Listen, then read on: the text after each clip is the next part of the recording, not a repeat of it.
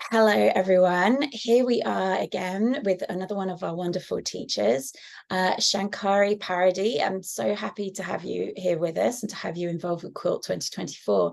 Please go ahead and give us a little introduction.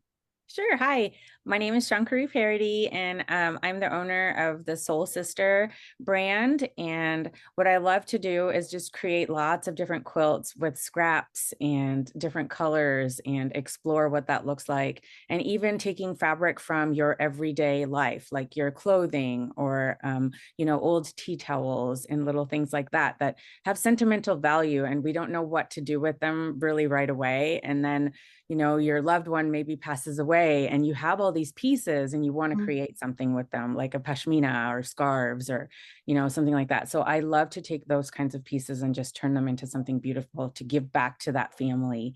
So that's what I specialize in. And I love doing patterns, designing patterns. Teaching is another avenue I love. I love teaching. Every summer I get to teach a summer camp with kids. So Oh, I'm teaching new artists. mm-hmm. And I've also done speaking engagements at various quilt guilds. So yeah. Awesome. Oh, great. Well, I see evidence of the quilts that you make in the background, but before I dive into that, I just want to ask, like, how did you get into quilting in the first place? So how did I get into quilting? Such a great question because you can go in so many different directions. Mhm. So I would say I first started sewing and hand sewing, that kind of thing, growing up as I was younger. My parents were both sewists and they did that as their profession. So my sister and I, we grew up with lots of different sewing machines. We did a lot of hand sewing, making dolls' clothes, little, toys, bears, things like that. And it kind of evolved from there. I would say when I got married and I moved from Canada to America, my parents gifted me an old sewing machine. It was a 1960s Viking. It's kind of a workhorse sewing machine, like one of Was the it big one of ones. those steel ones that weighs about Yes. 30 pounds? So, Yes, yeah. and it still sits in my sewing machine, Oh, in my room, sewing room. So I started sewing on it, and I made my very first quilt on that sewing machine, and I even quilted it on that sewing machine. And at that point, I didn't know anything about quilting, so it was just straight lines, yeah. or Yeah. stitch and stitch type things. And I gave it to my sister, who still has it to this day. So that's how it started Awesome. out. Yeah. Oh, that's wonderful. And we can see evidence of the way that your style has developed in the background. Yes. And there's so many things I want to ask about, but I suppose that first of all, I must talk about the jelly roll. I've forgotten what the block is called. Sorry, remind me, because this is the Um, workshop that you're teaching. yes. So I called it a jelly snake because it reminds me, the way it kind of curves around and goes around, that it looks like a snake kind of. It doesn't have an end, but it has a tail that's like in the middle. And what's cool about it, yes, it uses jelly rolls. Also, my son, who's now how old is he? He's 13. So Mm. he designed it. He designed the Oh, quilt. Yeah. So it was, on his recommendation that I was like, okay, well, I'll try. It's a cool design. We'll see if we can make it come to life. So yeah. oh, how wonderful. And that's the one that's over your shoulder. And I think Yes. you talk about in the workshop description that you can also make it with scraps. Yes, you can make it with scraps. And so if you have any colors, I mean, it looks great with just about anything. It looks great with even just black and white. If you have a jelly roll of a specific style, or maybe even a rainbow type thing going on, I mean, you can't go wrong. It will, Yeah. yeah, and it I turns think out beautiful. I think this workshop is going to be great because so many people have bought a jelly roll or two at some point and Right. been like, "Oh, I love the colors," and then it's like, what do you do with it Yeah. afterwards? So Yeah. this is awesome, and the patterns available as well, right, as part of Yes. this, which is just wonderful. And then I can see another one over your other shoulder, which looks like lovely trees, very Yes. seasonal. So that one, as this interview airs, would have already been released. Mm-hmm. We're trying to release it over December 2023. So that's the idea. And it's a Villa Rosa Designs pattern. So it will be on those little tiny postcards. If you look in your local quilt shops, you'll see it in your local quilt shops to purchase. So that one is, I think I've called it into the trees or something to that effect. And so that will be available for people, which I It's really love lovely. it. Yeah, it's a Yeah. super simple pattern as well. Yeah. And the Rosa postcards, because when we talked previously, I hadn't heard of them, and I looked them up and realized that I had seen them in Yes. quilt shops, in various different places. But how did you get involved with that? Like, how did that relationship develop?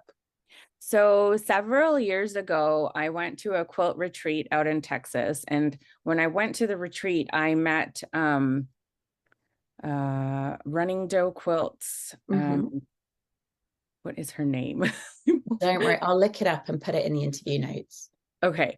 So I met one of the ladies from that already worked at Villa Rosa Designs, and she worked with Patricia, who is the main editor for that company. And so basically what happened was I was like, well, maybe, I would love to just think about doing something like that. And Mm-hmm. she really encouraged me. She encouraged me to like look them up and pursue reaching out to email them and all of that. And so then I reached out, and then over, I would say the last 2.5 years, I've released probably about 10 or so patterns with them. So Amazing. And yeah. they're not the only ones you've done patterns for as well, right? Because I know another Yes. one of our teachers um from Merry Go Round Quilts, she you were designing a was it a pattern? I think it was for people of color. Was it a block of the month, or it was designers of color Yes.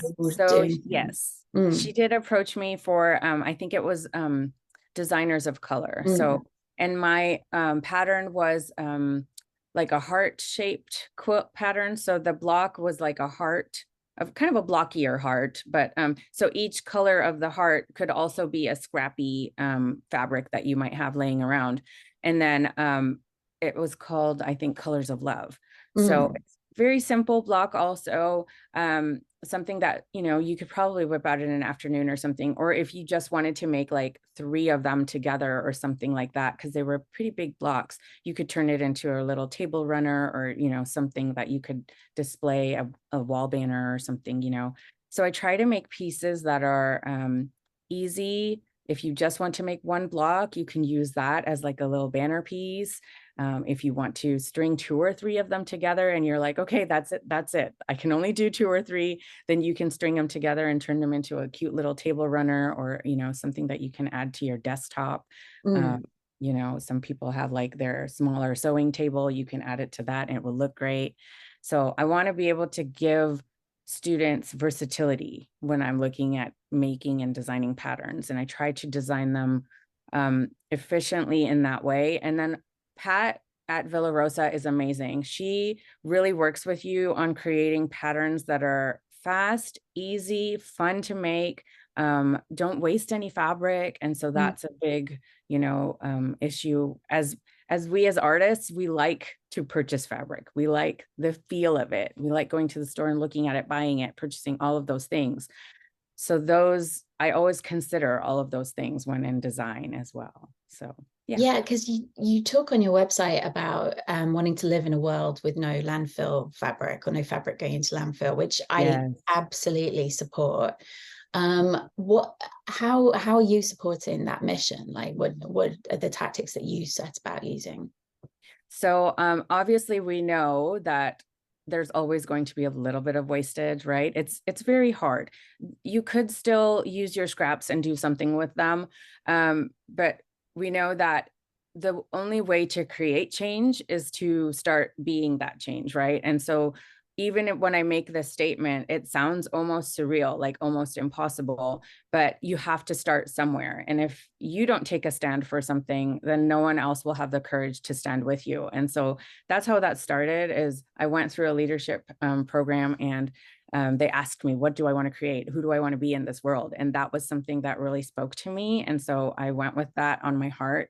and I started creating quilts from more from clothing, and working with customers and clientele that were looking for very unique pieces, right? Something that you can't purchase in a store. And so that allowed me this space of creativity to work with materials that not necessarily would be standardly used in creating quilts, like t-shirts or silk garments, or like even sometimes fleece is hard to sew, right? Things that Mm. might not necessarily you would see in a typical quilt. Those kind of fabrics, I want to be able to use them, because if we can reduce that amount that's going to landfill, they're going to go nevertheless, right? So our job is just to, as much as we can, minimize that or make it zero waste if possible. And so that's where kind of that idea developed from. And so I love taking old quilts as well. You can turn old quilts that you might see in like a thrift store or something that people have discarded. You can turn them into coats and clothing. And that seems to be a big Mm. trend lately too. Oh, So there's definitely. lots of ideas there. And Yeah, then, yeah, so I feel like there's definitely a market in there for people to create in a different way. absolutely. There's Yeah. an organization in the Bay Area where I am, called Ridwell, which you pay a small amount each month, and they will recycle your textile waste as well as plastic film and stuff like that doesn't go into the general recycling. It's very strange. In San Francisco, the recycling takes textile waste, but in Oakland, just across the bay, it doesn't. Oh, Um, wow. and I know that you can use a lot of this stuff to create like emergency blankets or Hmm. carpet padding or insulation in the walls of houses. Wow. That's Um, beautiful. I love that. Because, you mm, know, that's what I'm talking about like how you even have like the smallest scraps, like after you square up your block, for example, you have these little itty bitty pieces. Well, exactly. there's people that can use that stuff in like dog rescue places or animal rescue places. You Hmm. can put that as stuffing in one of the pillows and, donate that to one of those organizations, and they'll use it. They'll be able to use it. Oh, Yeah. absolutely. I know several people who have that kind of pillowcase going on, and then when it's Yeah. full, they sew up the end, and off it goes to the shelter, Yeah. and Yeah. job done. So, yeah, I'm very into all this recycling. I love Um, it. I did notice that that beautiful tree quilt is on top of a long arm machine. Yes, it is. Tell me about that machine. So this is actually my second long arm Ooh. purchase. So the Mhm. first one, before we moved into this current house about 2.5 years ago, I used to have a gamel, and I learned free motion quilting on that gamel. It was wonderful and a great experience because I didn't know anything about long arming at that point.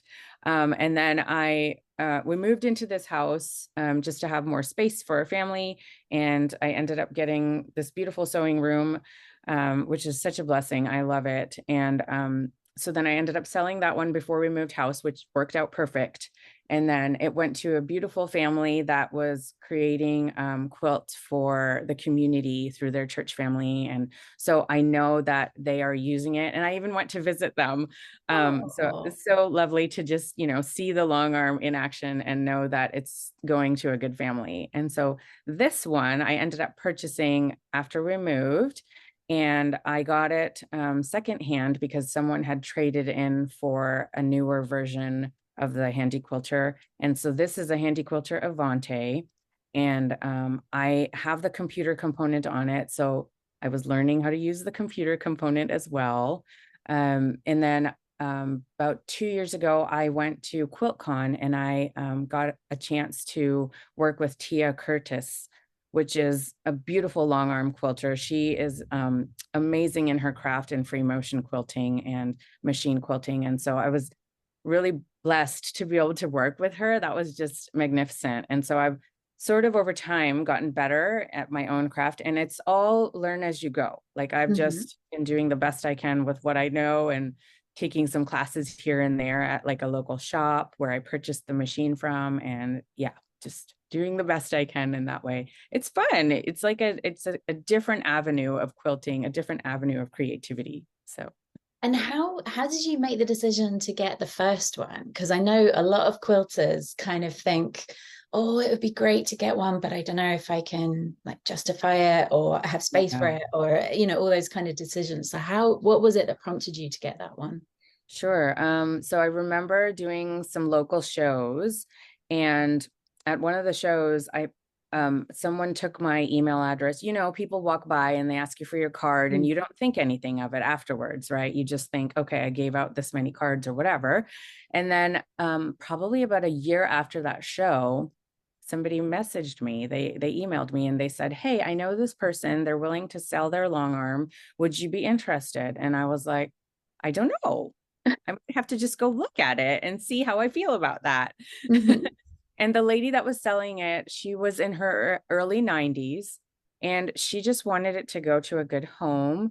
And you won't believe it, but I think I got it for less than $200 or Wow. $2,000. Sorry. Wow. 200 Okay. I would mean, be that's still crazy, but impressive. yeah, I Yeah. think it was, yeah, around $2,000. And to get a long arm machine for that is like, you would never ever find that anywhere. Yeah.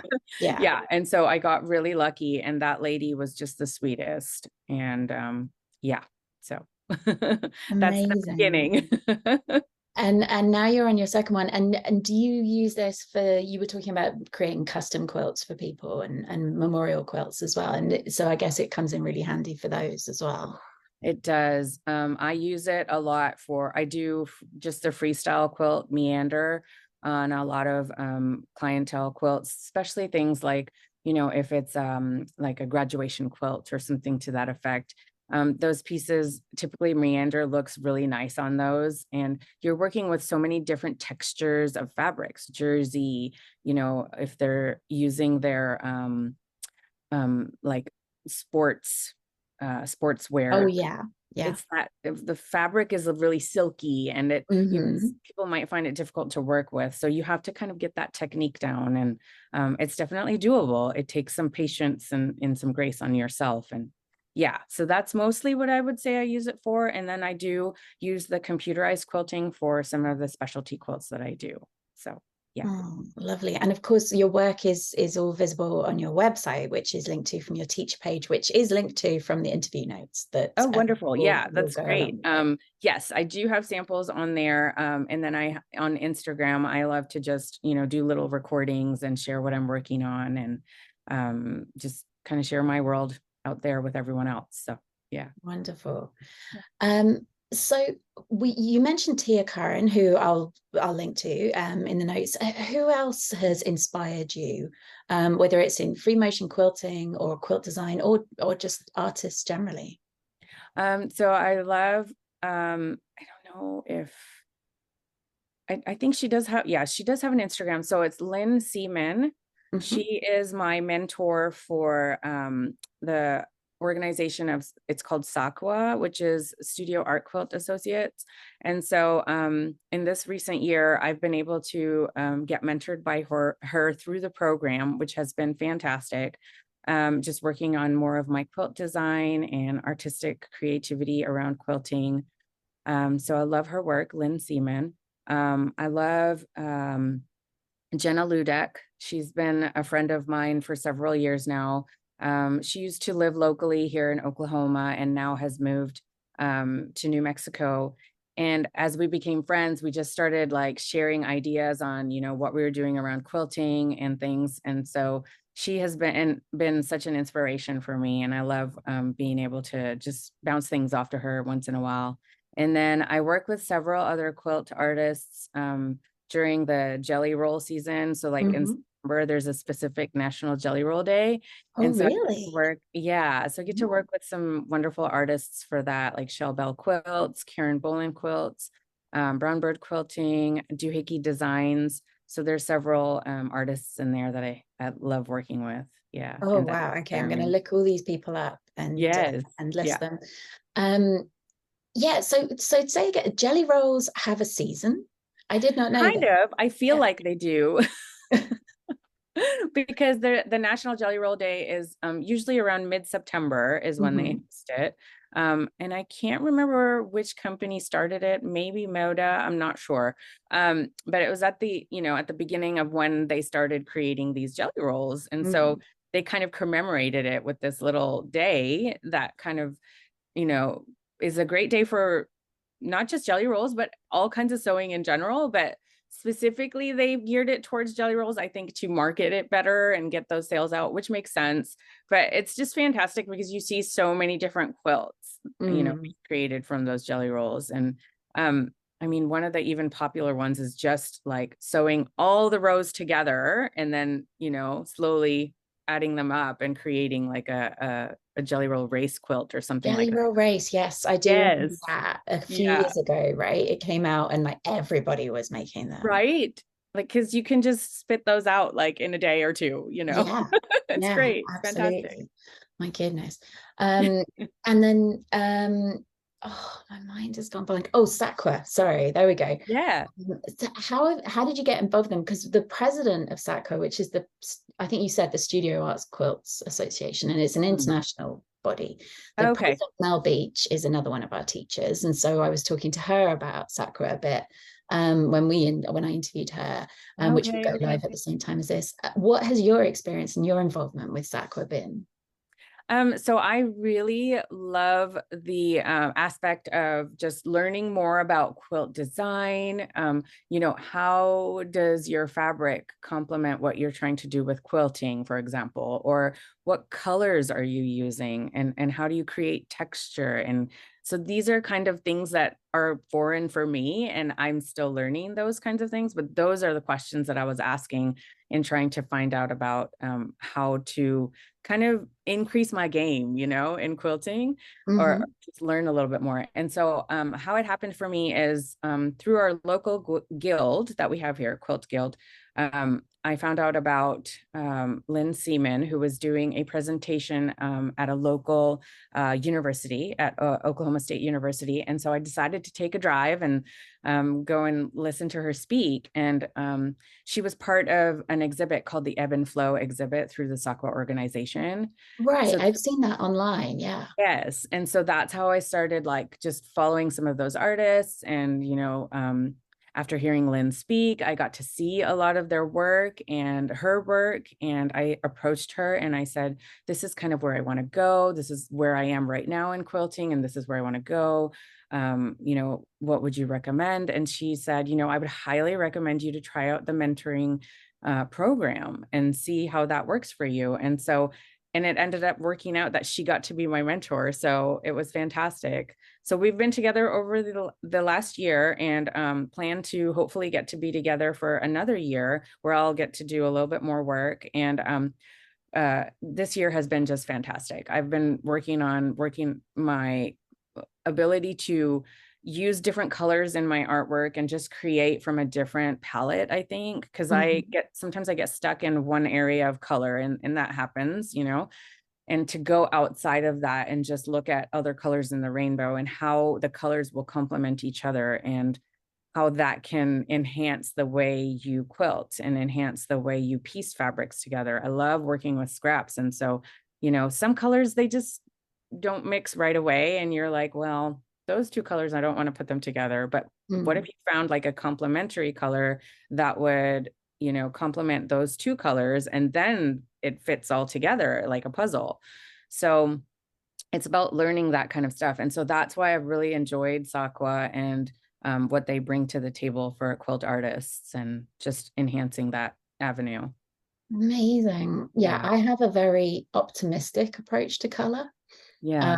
That I'm always hoping that this will look okay together and have Yeah. no scientific or kind of color theory behind it whatsoever. Right. And so is this mentoring program kind of open to everyone that joins Sakura? Mhm. Everyone that's a member can apply to the program and see if they receive a mentor. So yeah, I think they're near the end of December. They have an online application that needs to be filled out, and based on your your application and then things that you want to learn. They will pair you with a mentor that is available, and then you just kind of meet whenever is convenient for the both of you. So my mentor, Lynn, she lives in England. Oh, So, we make sure that, both of our timings kind of work for each other. And so when it's afternoon tea time for her, like around 2 o'clock, it's about 8:30, 9 o'clock in the morning here. And so we kind of made that a good meeting time for both of us. And it seems to work really well. So it's been an honor to work with her. Yeah. oh, wonderful. Yeah, that does sound fascinating. And I guess it's also a way to stay accountable because she's giving you her time, and so you want to like move on as well Sure. as with your own aspirations as well. Yeah. Oh, Yeah. that's awesome. So we're recording this, like you said, well, it's actually the 1st of December today, so happy December. Yay. But it will go live in exactly a month on the 1st of January. What do you have planned, or what would you love to do during 2024? Such a great question. In 2024, I really want to focus in on doing maybe a block of the month program. So if any of you are watching out there, reach out if that's something you're interested in. And I'd love to talk to you about it, because I want to be able to create a block of the month series that will not only be fun for like the seasoned sewist, but also be something that's not out of the realm for a new sewist, right? Like you want to be able to learn techniques and build on techniques that you've learned in the past to create the blocks. So that's kind of where my vision is going, and how I want to create that. So yeah, it would be like a block of the month series. And then by the end, maybe by like December or the following January, you'd have like this completed quilt project. So it'd be a great way to Ooh, finish the year. Yeah. yeah, that would be awesome. Yeah. One of the things I've always noticed about block of the months is there never seems to be, or maybe, I mean, I haven't done a lot of them, but there never seems to be a kind of finishing up, like with the quilting. It's Mm. there's not much guidance. It's like you finish the top and that's it. And then it kind of stops there. I think it'd Right. be really interesting to see a block of the month where there were then quilting designs. So it like maybe the blocks were the first 9 months or something, and then the quilting was like Oh, the that's a last few. fabulous idea. Anyway, yeah, random thought that just occurred to me. Mm, It's been fabulous to talk to you. Thank you so much for your thank you. time. And as I said, everything we've discussed will be linked in the notes under the interview, as well as your teacher page, so people can sign up for your newsletter to find out about this block of the month when it launches, and to follow you on Instagram as well. Lovely. It was so lovely to stop to talk to you today and just stop and, enjoy the moment with you and talk a little bit about the jelly snake quilt block that we'll be working on. And I'm excited to be a teacher in the Quilt 2024. Awesome. Thank you. Okay.